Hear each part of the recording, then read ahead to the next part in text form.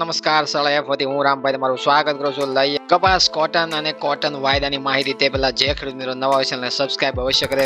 WhatsApp group અને Facebook page ઉપર છે, તમે ભાગને શેર કરી શકો છો અને ભાગ તમને સારા લાગે તો ભાગને લાઈક કરી શકો છો. કાલ ઘરેલું કોટન MCX બંને વાયદાની માહિતી છે. ભાગ મોડો ચોથો ભાગ છે આવવામાં હતો, એટલા માટે ખાસ કરીને એ ભાગ અને આ ભાગ પ્રથમ છે આજનો. એ ભાગની માહિતી બંને એક ભાગમાં આજે આપી દેવામાં આવી છે. તો આજના પ્રથમ ભાગની શરૂઆત કરીએ. આઈસ ફ્યુચર્સ કોન્ટ્રાક્ટ અમેરિકન વાયદો તમારી સામે ઓપન કરવામાં આવ્યો છે. એની અંદર તમે જોઈ શકો છો 19 માર્ચ 2024 અને 17 મિનિટે વાયદાની અંદર 93.43 સપાટી ફરીવાર છે તળિયાની સપાટીએથી રિકવર કરીને બનતી જોવા મળી હતી અને તમે ચાર્ટ પેટર્નમાં પણ જોઈ શકો છો. હવે આપણે જોઈએ આગળ. તો આઈસ ફ્યુચર્સ મે કોન્ટ્રાક્ટની અંદર ઓપન ધારણા છે, ઓપનિંગ સપાટી છે 94.57 ની મૂકવામાં આવી હતી. ફરીથી વાયદાની ઊંચા મથાળાની રાતભરની સ્થિતિ 94.65 ની જોવા મળી બાદ રાત્રે ઇન્ટરડે ટ્રેડિંગ રેન્જમાં 92.19 ની લોઅર તળિયાની સપાટી બતાવવામાં આવી બાદ સેટલ થયો વાયદો આપણને 2:19 મિનિટે 93.34 ના લેવલે 1.23% ની મંદી સાથે વાયદાની અંદર છે. આપણને કાલ સાંજના ભાગમાં ચર્ચા કરી હતી આપણે કાલ સાંજના ભાગમાં કે વિદેશ વાયદાની અંદર છે બે નેગેટિવ પોઈન્ટના લીધે છે દબાણ બનેલું છે ને એ તમે સમજી શકો છો. કાલનો સાંજનો ભાગ છે, જે પણ ખેડૂત મિત્રોએ ન જોયો તો જોઈ લેવો, જેથી તમને વધારે પડતું સાપ્તાહિક ન્યૂઝ હશે. અમેરિકાના તમામ સમાચારો સાપ્તાહિક ધોરણે એમાં ટૂંકા આપવામાં આવ્યા છે અને એમાં છે તમને વાયદાના જવાબો પણ તમને મળી જાય. વિદેશ વાયદાના આધારિત ઘરેલું કોટન MCX બંને વાયદામાં 700 રૂપિયા સુધીનો ઘટાડો આપણે જોવા મળ્યો હતો. બાદમાં રિકવરી પણ સાંજે રાત્રે આવતી જોવા મળી હતી. એટલે આગળ એ સમજીએ આપણે. પહેલા છે આપણે વેચવાલીનું પ્રમાણ છે જોઈ લઈએ. દેશની અંદર અલગ અલગ સ્ટેટ વાઇઝ એસ્ટિમેટેડ કોટન અરાઇવલ્સની આવક જોવા મળી કેવી આપણને. દેશની અંદર અલગ અલગ રાજ્યોમાં છે વેચવાલીનું પ્રમાણ કેવું જોવા મળ્યું. 19 માર્ચ 2024 સૌપ્રથમ ગુજરાતથી શરૂઆત કરીએ. ગુજરાતમાં 30,100 ગાંસડીની આવક જોવા મળી. એટલે કે કાલમાં વેચવાલીનું પ્રમાણ છે ગુજરાત રાજ્યભરની અંદર જોઈએ તો મણમાં કન્વર્ટ કરીએ તો 1 લાખ એટલે કે 1.25 લાખ મણ કરતા ઉપર 1.25 લાખ થી 1.5 લાખ મણની વચ્ચે છે વેચવાલી છે ખેડૂતો તરફી જોવા મળી હોય તો જ તે આવક છે આપણે 30,100 ગાંસડીની દર્શાવવામાં આવે. અને પ્રથમ આવક છે આખા દેશની અંદર વધારેમાં વધારે પહેલા નંબરની આવક છે ગુજરાતમાં જોવા મળે છે.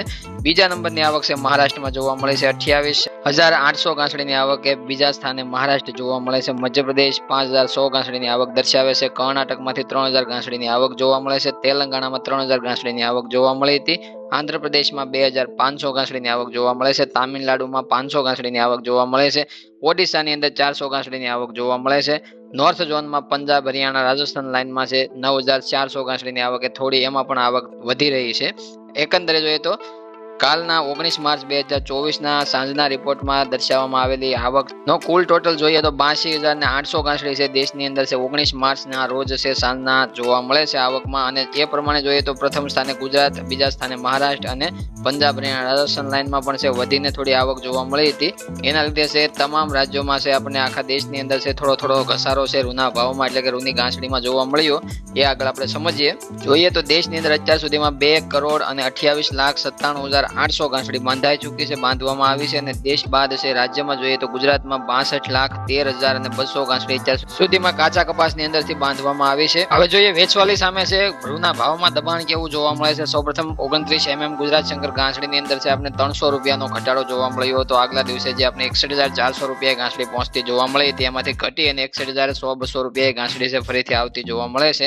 એટલા માટે 200-300 રૂપિયાનો જે ગુજરાત શંકર ગાંસડીમાં રૂના ભાવ ઘટ્યા છે એના પાછળનું કારણ જોઈએ તો વેચવાલીનું પ્રમાણ છે 1.25 લાખ મણ કરતા ઉપર 1.5 લાખ મણની વચ્ચે છે આપણને ખેડૂતો દ્વારા જોવા મળ્યું. અને એના લીધે છે જીનિંગ પ્રેસિંગ ગાંસડીની અંદર વધીને જોવા મળ્યું છે. અને પ્રથમ સ્થાને આવક છે ગાંસડીની જોવા મળી ગુજરાતની.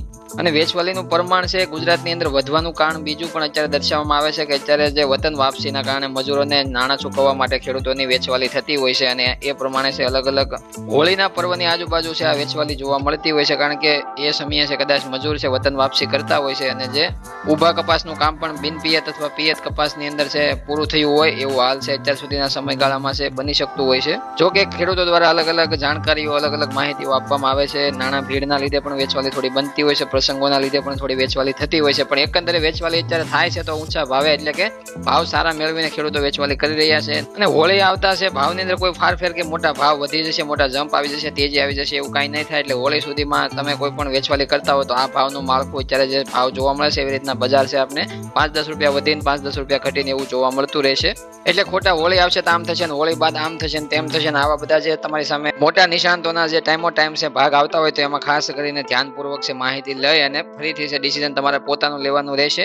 કારણ કે એકવાર હાજર બજારમાં અને વાયદા બજારમાં એકવાર મોટો ઉછાળો આવી જાય એ બાદ હશે બજાર સ્થિર થવા મહેનત કરતી હોય છે. અમુક ઊંચા ભાવે ટકવું શક્ય નથી બનતું, એટલા માટે સ્થિર થવા મહેનત વાયદા બજાર અથવા હાજર બજાર છે કરતી હોય છે ભાવમાં. એને આપણે એક ઉદાહરણ દ્વારા સમજીએ કે તમને એકવાર એક રાઉન્ડ મારવા માટે છે, દોડ લગાવવા માટે કહ્યું હોય, એક રાઉન્ડમાં દોડ લગાવવા માટે, તો તમે દોડો, તમે જેટલા વેગ સાથે તમે દોડો અથવા તો ટૂંકા ટાઈમમાં રાઉન્ડ પૂરો કરો. શરૂઆતમાં જે તમારી દોડવાની સ્પીડ હોય ઘણી બધી વધારે હોય, પછી એમાં લો સ્પીડ થાય એટલે ધીમી સ્પીડ થાય, અને બાદમાં વધારે શ્વાસોશ્વાસની ક્રિયાથી વધારે તમે થાકને રોકવા માટે એક જગ્યા ઉપર તમે ઊભા રહી શકો અથવા તો ઊભા રહી જાઓ. ને આ રીતના છે વાયદા બજાર કે હાજર બજારની અંદર એકવાર દોડ લગાવ્યા બાદ ઊંચા મથાળેથી છે એક રેન્જમાં સ્થિર થવા મથે, કારણ કે શ્વાસોશ્વાસની ક્રિયા છે એને પણ શ્વાસોશ્વાસ પ્રક્રિયા વધી ગઈ હોય. ઊંચા મથાળે એકવાર છે પહોંચ્યા બાદ ખરીદનાર ટ્રેડરો દ્વારા છે શ્વાસોશ્વાસની પ્રક્રિયા વધવાથી ત્યાંથી દબાણ આવતું જોવા મળે, અને સ્થિર થવા મથે ભાવ છે સ્થિર થવા માટે, સ્ટેબલ થવા માટે, શ્વાસોશ્વાસની પ્રક્રિયા રોકવા માટે છે તમારી દોડ જેમ તમે પૂરી કરો છો એવી રીતના પહેલો રાઉન્ડ છે એમાં પણ તેજીનો પૂરો થતો હોય છે, અને પ્રથમ રાઉન્ડની અંદર સ્થિર થવા ભાવ વધતા હોય છે. આ બંને એક્ઝામ્પલ તમને એ માટે આપવામાં આવ્યો છે જેથી કરીને